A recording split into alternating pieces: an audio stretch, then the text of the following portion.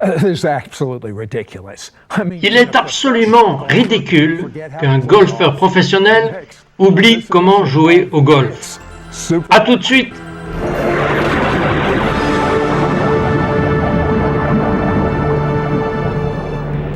Bonjour, Citrotte, votre reporter d'enquête ici avec Brad McLennan. Et je veux dire que c'est absolument ridicule. Il m'est difficile de croire que le golfeur professionnel oublie absolument comment bien jouer au golf. Et revenons en arrière, lorsque vous aviez 5 ans, quelque chose d'incroyable vous est arrivé. Expliquez-moi. Eh bien, j'ai grandi dans la maison d'un pasteur et mon papa était un prédicateur. Et à 5 ans, j'ai eu une visite du Seigneur. Et il est venu et m'a parlé dans l'esprit de ce que je ferais aujourd'hui. Que vous a-t-il dit? Il a dit que je serais appelé dans les nations à enseigner son peuple et à entendre Dieu pour lui-même. Est-ce que chacun peut entendre Dieu par lui-même? Tout le monde. Tout le monde? Alors, comment se fait-il que la plupart des gens qui se disent chrétiens ne le font pas? Eh bien, cela se base vraiment sur le Saint-Esprit. Le Seigneur a dit que si nous ne sommes pas baptisés par l'eau et l'Esprit, nous ne serons pas capables de voir le royaume de Dieu. Et je pense que par le Saint-Esprit, nous pouvons y entrer. Mais il y a beaucoup de gens qui sont remplis du Saint-Esprit et ils disent toujours qu'ils n'entendent pas bien Dieu. Si nous allons dans Romains 8, verset 7, c'est l'écriture fondamentale que le Seigneur m'a donnée pour marcher dans l'Esprit, car l'affection de la chair est inimitié contre Dieu, parce qu'elle ne se soumet pas à la loi de Dieu, et qu'elle ne le peut même pas. Les voies de Dieu, et donc les choses du Seigneur ont commencé à me montrer, à un âge précoce, que je ne les croyais pas en tant qu'enfant, mais en vieillissant, notre esprit vieillit, et nous commençons à comprendre les voies du monde, au lieu des voies de Dieu, et donc beaucoup de fois que nous devons presque nous entraîner nous-mêmes dans les voies opposées d'entendre le Seigneur. Vous savez, je suis une personne très logique, et c'est un grand atout pour moi, mais je trouve que dans le monde invisible, cela devient une responsabilité, parce que je ne fais pas de deal avec tous les faits, même si je pense que je fais un deal avec tous les faits. Est-ce cela que vous dites? C'est exactement ce que je dis. Je suis content que vous ayez dit cela. Comment avez-vous découvert que vous aviez ce talent? Quand j'avais 8 ans, vous voulez dire le golf? Oui. À 10 ans, ma sœur m'a fait sortir et jouer au golf sur un petit parcours et j'ai fini avec un score de 52. Et c'est un très bon score à 10 ans. J'ai ramassé mon club et je suis rentré à la maison. Vos parents étaient des athlètes. Mon père était très bon dans le sport. Nous avons toujours été bons dans le sport, dans la mesure où la famille est concernée, mais mon grand-père était très bon au golf. Il n'est jamais devenu un golfeur professionnel, mais aurait pu l'être. Et donc, après, ma sœur m'avait emmené jouer. Elle a dit à ma mère, « Tu as besoin de lui sur un terrain de golf ?» Et donc, j'ai commencé à jouer avec les sticks History de mon grand-père. Bien, à quel point étiez-vous bon? Je ne peux pas dire à quel point j'étais bon. Je dirais que j'étais plutôt bon. Je sais que je pouvais probablement frapper avec les meilleurs d'entre eux. Et à quel point le golf était-il important pour vous? Il était plus important que Dieu, c'était sérieux. Je veux dire, lorsque vous vous entraîniez, avez-vous vraiment pratiqué? Je frappais 1000 balles par jour. 1000, cela semblait plus important que votre famille. Certainement, j'avais eu une vie tellement différente. Pourquoi ne pas avoir laissé ce petit enfant qui a eu cette visite de Dieu? Bien, comme j'ai grandi, en grandissant, j'ai vu différentes choses dans la maison du pasteur, et ça m'appelle aussi loin que la religion est concernée. La religion est venue, et ce mouvement dont je faisais partie m'a vraiment fait devenir dur, et c'était vraiment l'ennemi essayant de me prendre à cause de ce que le Seigneur m'avait appelé à faire, et j'ai eu du mal d'aller vers le Seigneur et tous ces trucs religieux. Oui, mais que se passe-t-il lorsque vous développez le cancer? Vous avez développé un cancer. Quel type? Eh bien, c'était une sorte de sarcoma rare, et j'étais en train de jouer au golf un jour et je me suis penché pour ramasser la balle hors de la coupe et mon genou ne fonctionnait pas. J'ai bien pensé que quelque chose n'allait pas. Et donc ma femme me dit que nous devons aller le faire vérifier. J'ai dit, attendons. Et donc, je n'aime pas aller chez le médecin.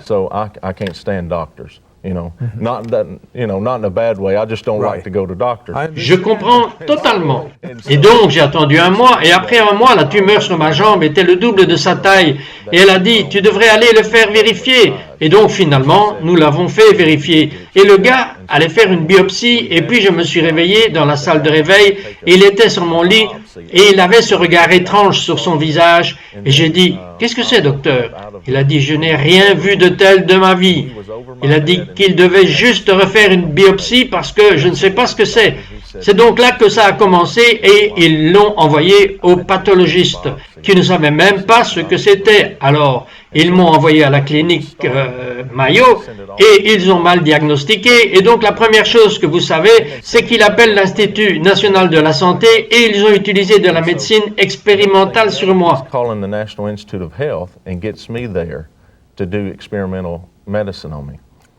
Bien, à quel point votre vie était-elle en danger? Oh, c'était assez, cela pourrait vous tuer. Alors, votre femme a entendu parler d'une femme qui prie pour les malades, Marilyn Hickey. C'était son nom, et elle vous a obligé à y aller. Marilyn, était-elle là quand vous y êtes allé? Marilyn n'était pas là, non, à ce stade, dans mon temps, dans ma vie, je jouais encore au golf professionnel et j'étais parti tout au long des 3 mois de traitement et ils m'ont renvoyé à la maison pour guérir. Et pour faire l'histoire courte, ma femme m'a dit que je devais aller voir Marilyn Hickey à cette église. Et je me suis battu sans fin. Je ne voulais pas être dans une église. Et alors, nous avons été dans cette église. Nous nous tenions dans la ligne. Il y avait tous ces gens dans la ligne, peut-être, dans cette église. Et j'ai pensé, qu'est-ce que je fais ici? Et nous y arrivons, et cet homme sort et commence à prêcher la parole. Et elle se penche sur moi, et elle dit que nous sommes dans la mauvaise église. Vous aviez fait une erreur, après vous êtes tenu dans cette ligne tout ce temps-là? Oui, nous l'avons fait. Alors j'étais tellement en colère que je ne pouvais pas attendre pour rentrer à la maison. Et qui était cet homme? Cet homme était Benin. Nous étions ainsi dans ce que j'appelle un coup de chance divin. Et que s'est-il passé avec ce flip divin? Eh bien, il est sorti et a commencé à prêcher alors que j'étais énervé comme un frelon. Et il a dit, comme il était en train de prêcher, il s'est arrêté au milieu de sa prédication. Il a dit que je me sens comme si j'étais censé appeler les gens pour le salut. Quiconque veut donner son cœur au Seigneur, pas vous. Exactement. Moi et ma femme, nous nous sommes regardés et elle a dit, tu devrais y aller. J'ai dit, mais je suis sauvé. Elle a dit, ok, tu dois faire une sorte de prière. Tu vas mourir de toute façon. Viens juste là-bas. Et elle m'a poussé hors de l'allée. Et c'est juste une question de discours. Elle m'a vraiment poussé. Et ainsi, là, je suis ce garçon de la campagne debout, là, au milieu de l'allée, et je voulais me fâcher, bien sûr. Ma fierté m'empêchait de faire du spectacle, et donc je suis descendu, et il a appelé tous les anciens à prier pour tout le monde. Et devinez qui est laissé de côté? Il n'y avait pas assez d'anciens. Et là, je me tiens tout seul. Et vous êtes heureux? Je suis très heureux. Je regarde par-dessus mon épaule, regardant ma femme. Alors, Benin sort par la porte latérale et pose ses mains sur moi et parle juste dans une langue inconnue, le Saint-Esprit. Et rien ne s'est passé? Non, je ne sentais pas une seule chose. Qu'est-ce qu'il fait? Il est dans la mauvaise église, la mauvaise personne prie pour lui, il a un cancer potentiellement mortel, il n'a rien ressenti, mais évidemment quelque chose s'est passé. Ne partez pas, nous revenons tout de suite.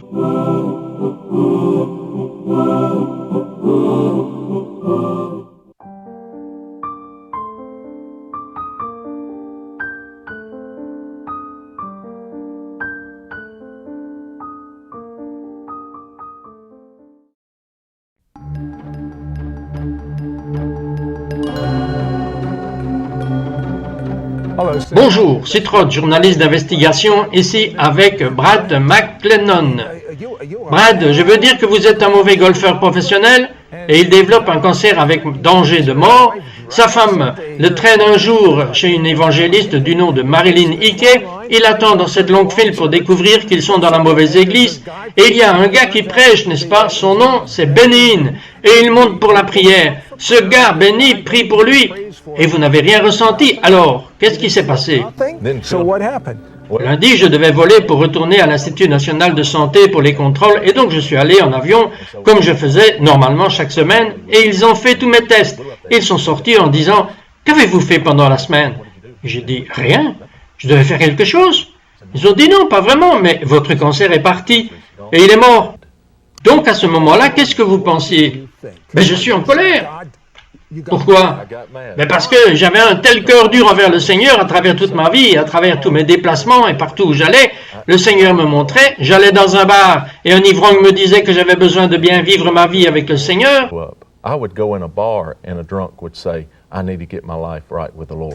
Vous avez eu ce don prophétique en tant qu'enfant et tous ces gens qui vous pervertissaient.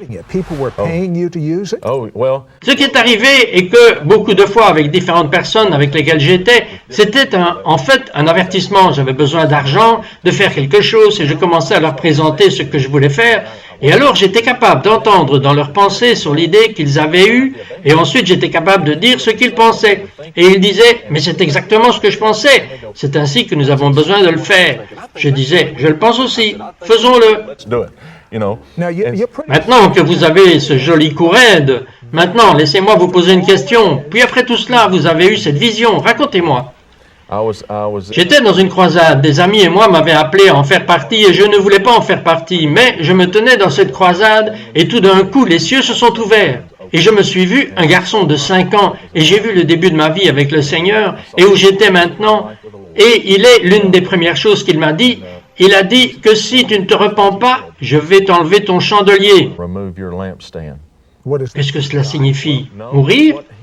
Non, ce qu'il avait mis en moi, la communication de qui il était, de son amour et de sa lumière, sa lampe dans mon cœur quand j'étais jeune garçon. Et il était sur le point de l'enlever parce que je connaissais la vérité et j'ai perverti ce qu'il m'a donné. Et il a dit, si tu ne te repens pas, je vais te retirer le chandelier. Et il a dit que je te livrerai à un esprit réprouvé. Et bien sûr, la peur a coulé dans mon dos, une sainte peur. Et j'avais l'impression que mes globes oculaires allaient sortir de ma tête. J'ai dit, Seigneur, aide-moi. C'est tout ce que je pouvais dire. Et dès que j'ai dit cela, Bénéine était sur la scène. Et il avait l'air d'être sur le point de s'évanouir. Et il a dit qu'il y avait un vent de Samuel entrant dans cet auditorium. Et tout le monde a commencé à tomber. À tomber, expliquez. Si vous avez été dans un colisée et que vous voyez la section tout en haut, les gens tombaient littéralement sous la puissance de Dieu. Ils tombaient juste de leur siège sous la puissance de Dieu et la personne ne se blessait pas. C'était la chose miraculeuse. Qu'est-ce que la fenêtre de Samuel signifie? Que c'était vraiment une communication de l'Esprit de Dieu qui transmettait le prophétique sur les gens à nouveau pour que son peuple soit capable de parler et d'entendre ses paroles. Alors, que vous est-il arrivé? Bien, tout le monde est tombé, sauf moi. Et donc j'ai pensé à ce moment, je l'ai perdu, c'est fini. Et tout cela arrive. Et Benny quitte la scène et son coéquipier me dit, viens avec nous, Benny, veut que vous mangiez avec nous. J'ai ressenti cette agitation dans mon cœur, manger avec tous ces prédicateurs, Jesse Duplantis et différentes personnes comme lui. Devoir s'asseoir autour d'une table et agir comme si vous connaissiez le Seigneur. Et Ken, son assistant, m'a regardé, il a dit, je veux venir chez vous. Et ainsi j'ai dit, ok. Alors il est venu chez moi le lendemain et nous sommes assis dans mon salon et nous parlons de golf et tout d'un coup il se lève et il me pointe du doigt. Il dit, Dieu connaît vos péchés. Si vous ne vous repentez pas, il va vous retirer le chandelier. Et bien sûr, je suis tombé de ma chaise. Mais ce sont les mêmes mots que vous avez vus dans cette vision. Les mêmes mots que Dieu confirme littéralement. Est-ce que vous vous êtes repenti? Je me suis repenti, mais la chose à propos de cela, c'est qu'il m'a dit tout ce que je faisais et ce que je me cachais. J'ai eu une vie totalement différente sur la route que j'ai faite avec ma famille. Et donc je suis assis là, juste effrayé, me repentir, et ma femme a prié pour moi. Elle pleure, tout le monde sanglote, et il pose sa main sur moi et dit que le Seigneur veut que vous remplissiez votre contrat. Mais il va s'occuper de vous pendant que vous êtes sur la route. Alors accrochez-vous à lui. Remplissez vous-même votre contrat. Oui, je veux savoir ce que c'est, golfeur professionnel qui obtient tout d'un coup le choc de sa vie. Il oublie comment fonctionne le swing. Ne partez pas, nous sommes de retour dans un instant. Don't go away. We'll be swinging right back in a moment.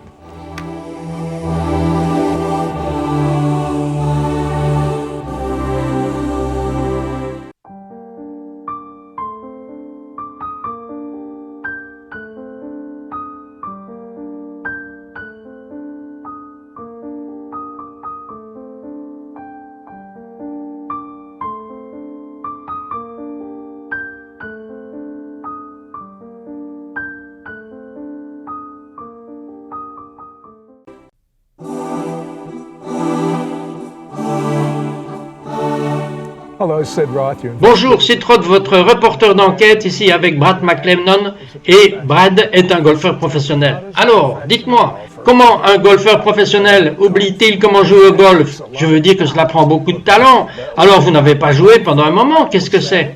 Non, j'ai joué tous les jours. Vous savez, comme je l'ai dit, je frappais 1000 balles par jour. Et j'ai joué depuis que j'ai 10 ans, 11 ans.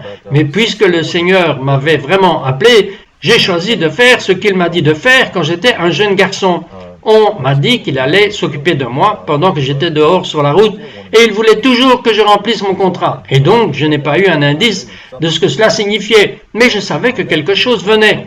Je n'oublierai jamais. J'étais dans un tournoi à Hilton Head, en Caroline du Sud, et ils m'ont appelé au tee pour jouer, et puis j'ai joué sur le premier tee, et comme n'importe quel travail quotidien, je viens de mettre le tee sur le sol, et je me suis reculé, et je regarde le fairway, et je vais mettre mon club vers le bas, et dès que j'ai mis mon club derrière la balle, j'ai senti la présence qui sort littéralement de moi.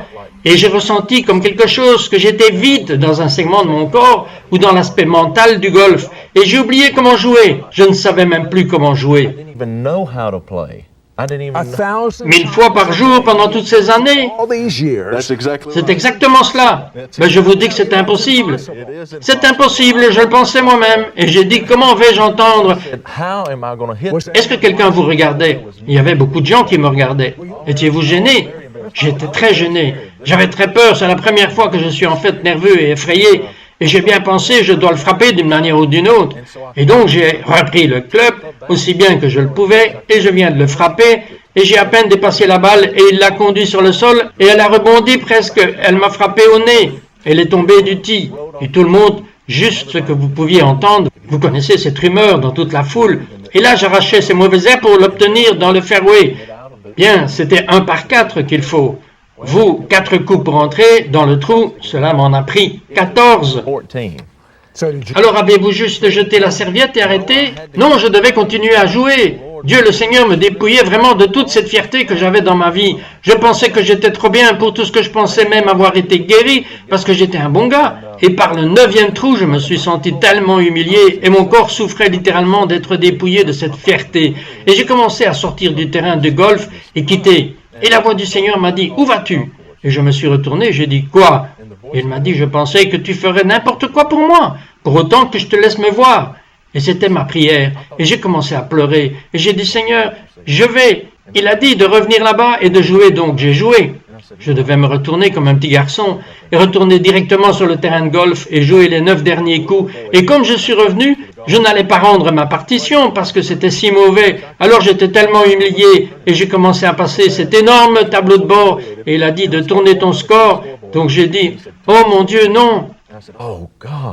Quel était votre score? Ils l'ont mis sur le grand tableau de bord, c'était 110. Vous êtes un professionnel? C'est exactement cela. Ce qui n'est même pas une bonne pression artérielle. C'est exactement cela. Et comment j'ai attrapé mon sac et je l'ai jeté dans ma voiture. Et je ne l'oublierai jamais, je suis allé à l'hôtel Hampton. Je suis entré dans ma chambre et j'ai jeté mon sac par terre. Et je suis tombé sur le sol et j'ai commencé à pleurer comme un petit bébé dans la douleur, demandant au Seigneur, « Pourquoi est-ce que tu me fais cela ?»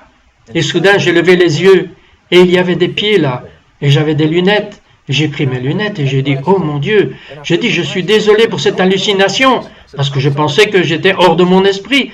Et j'ai remis mes lunettes. Et il était littéralement là, ce n'était pas une vision. Ce n'était rien d'autre que le Seigneur debout, juste là, dans ma chambre. Et j'ai levé les yeux, et il était là dans ma chambre, et il m'a regardé avec ce demi-sourire, et il a posé sa main sur ma tête. Et ce coup de foudre d'amour en moi, que je ne peux même pas le décrire. Et j'ai totalement oublié, miraculeusement, toute la douleur, et il n'a pas parlé, pas une chose à propos de ce qu'il me faisait. Il ne parlait que de ses objectifs dans ma vie et de ce qui allait arriver. Et quels étaient ses buts? Ses buts étaient les choses que je fais maintenant, exactement ce que je suis assis ici en train de dire. Et qu'est-ce qui était ce liquide dont vous m'avez parlé? C'était un tel amour, j'ai littéralement eu la révélation que son amour couvre une multitude de mes péchés. Et je pourrais le regarder droit dans les yeux, mon Seigneur, sans me sentir humilié, sans avoir honte. Et là, j'étais un pécheur, et je me sentais tellement aimé, et un tel ami que je pourrais lui dire n'importe quoi, et il me reparlerait. C'est le genre d'amour que j'ai ressenti. Et il a dit de me lever. Il a dit, assieds-toi, prends un stylo et du papier, et écris chaque mot qui sort de ma bouche. Et à partir de là, à travers de ces années, j'ai perdu tout ce que j'avais. I lost everything I had. Avez-vous essayé de jouer à nouveau au golf après cela? Oh, le lendemain, je suis sorti et j'ai bien pensé, Alléluia, vous savez, je vais faire du bien, j'ai eu une visite du Seigneur et je suis sorti là-bas et la même chose m'est arrivée. Même mes copains pensaient que j'avais fait une dépression nerveuse. Their own drugs are having a nervous breakdown. Alors qu'est-ce que vous faites maintenant? Eh bien, je prêche la parole et j'enseigne les gens à entendre Dieu par lui-même. God for themselves. Par curiosité, ces dernières années, combien d'années était-ce à peu près? Ben, c'était il y a probablement 10 ans. Avez-vous joué au golf l'année dernière? Oh oui. Et comment cela va-t-il? Ben, ça va bien. Je suis probablement plus comme dans les années 70. Je ne suis pas un pro plus. J'apprécie vraiment maintenant. Vous connaissez bien les choses au sujet des gens. Aussi, vous m'avez dit, avant de commencer cette émission, que Dieu vous a parlé de quelque chose qui va arriver. Voulez-vous nous en parler maintenant? Bien sûr, je crois que quelqu'un est sur le point d'être touché, et son nom est Mary Johnson. Et vous avez mal dans votre hanche gauche, et Dieu veut vous guérir. Et je crois vraiment que le Seigneur va vous guérir maintenant, et je vais prier pour vous, parce que le pouvoir de Dieu est sur le point de venir sur vous maintenant.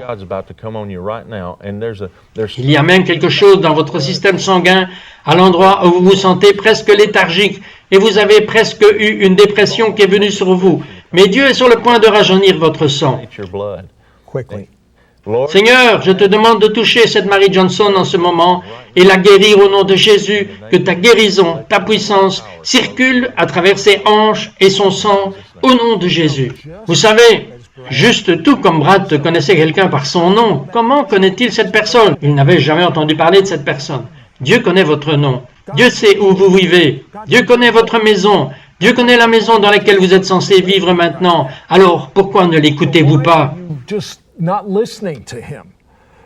Je prie au nom de Jésus que des bouchons d'oreilles sortent de vos oreilles en ce moment et que vous entendiez Dieu plus clair que jamais. Et vous en faites l'expérience de cet amour maintenant, que ce même amour que Brad expérimente. You experience that love.